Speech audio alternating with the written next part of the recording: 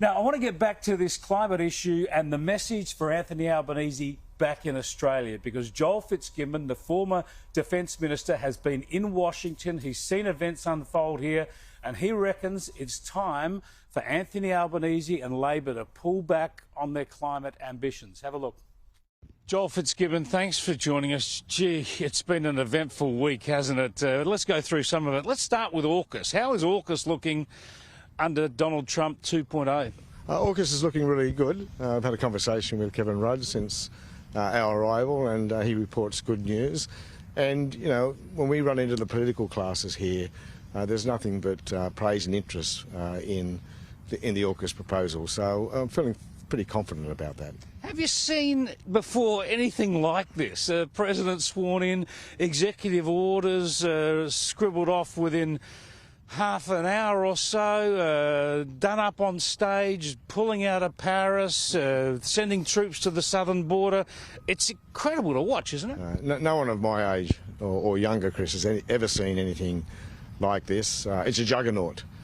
And the reality is you need to be here in Washington, as you would know, to fully appreciate the strength of the movement here. You've got to be a little bit careful because obviously Washington's been overrun by red this week, so it's not the town it usually is, but there's no doubt that the movement has great momentum and it's going to have implications for countries right around the world. Yeah, the world has changed. In this city this week, the world has changed. Now, there's going to be pushback from the courts, from other countries, from legislatures around the place, but it has changed to some degree dramatically this week. Yeah, of course it has. But one of the reasons Donald Trump looks so confident, well, there are a few reasons, but one of them is, you know, he's got the majority in both the House and the Senate, including the Oval Office. That's a great position of strength. And a Conservative-dominated Supreme Court. True, but he also has a mandate, certainly in his mind.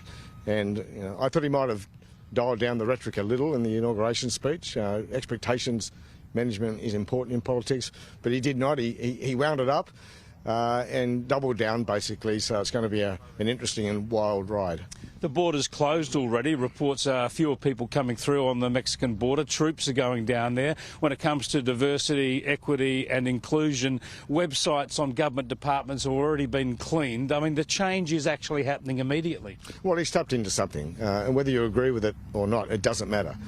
He's tapped into a population, not unlike most Western democracies at the moment, where people think things are in decline, they're not happy with their lot in life, and they're looking for a disruptor.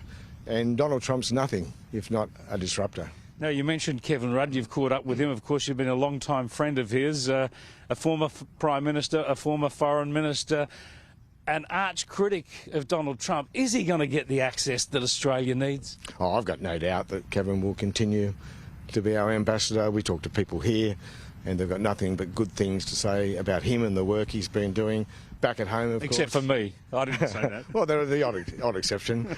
But, you know, back at home, no less than Peter Dutton and the like have been backing him in and praising the work he's doing. I think in the end, people will see him for the work he does and his effectiveness rather than anything he may or may not have said in the past. Now, you've always been a realist in the Labor Party when it comes to energy, and energy has been huge this week. Donald Trump has pulled America out of Paris. He's called a halt to some approvals when it comes to wind energy plans, and he's accelerating approvals when it comes to oil and gas development. Doesn't this leave Australia even further exposed with our net zero ambitions?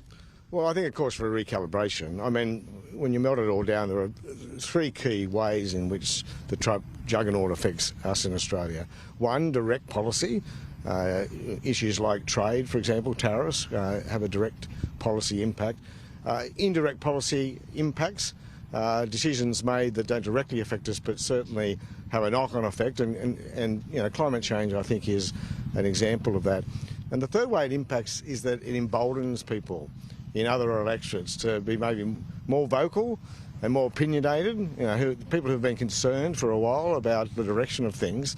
And Trump gives them a green light to have more to say about that. So I think all political parties in Australia and in every Western democracy will have to be rethinking and recalibrating both their policy and campaigning approaches.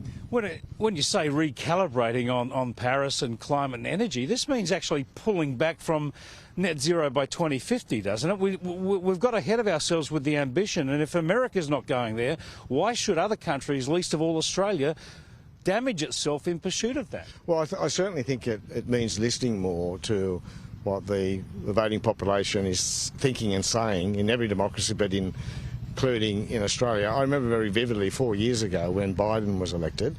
The Labor Party in particular, sort of doubled down on climate change. Now Biden's in, he will be very strong on Paris and the like, and we can be stronger here too. I always thought that was a mistake, and now, of course, 4 years on, time moves quickly in politics sometimes.